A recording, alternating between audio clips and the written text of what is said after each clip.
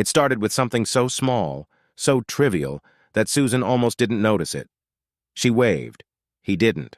For months, every night at exactly 7 p.m., her neighbor across the street, a quiet man with a calm smile, would be on his porch, waving back.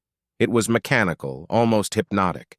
She didn't even know his name, but his wave felt like a checkpoint in her evening, a tiny piece of normal in a chaotic world.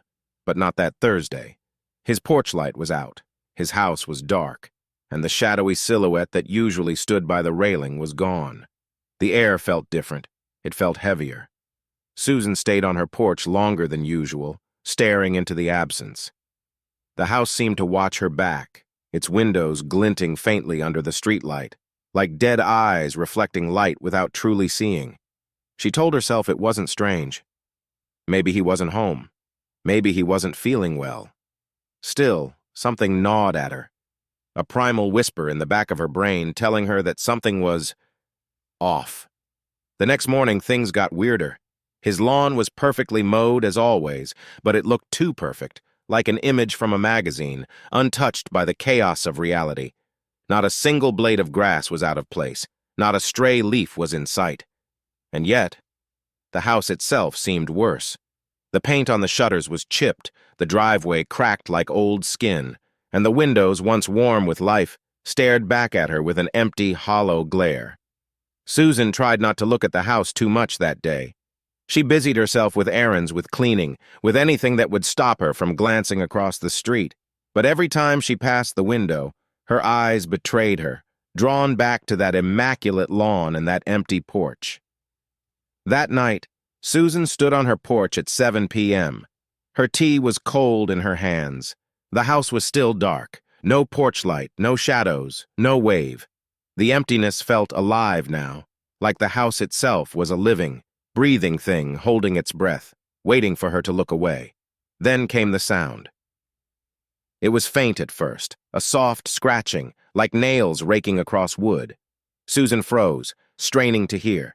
It was coming from across the street, from the house. The sound grew louder, more frantic, like claws scraping desperately at a door. Her stomach turned, but she couldn't look away. And then, silence. She stepped inside, bolting her door and locking every window. That night, she dreamed of tall grass, of something moving beneath it, of shadows stretching toward her with fingers that were too long and too thin. By the time she woke up, she was drenched in sweat. The sunlight pouring through her curtains offered no comfort. She forced herself to look out the window to face the house. The lawn was mowed again. It hadn't been yesterday, she was sure of it. She had stared at that same patch of grass for hours, waiting for something, anything to happen. And now it was pristine, trimmed to perfection, as if no time had passed at all.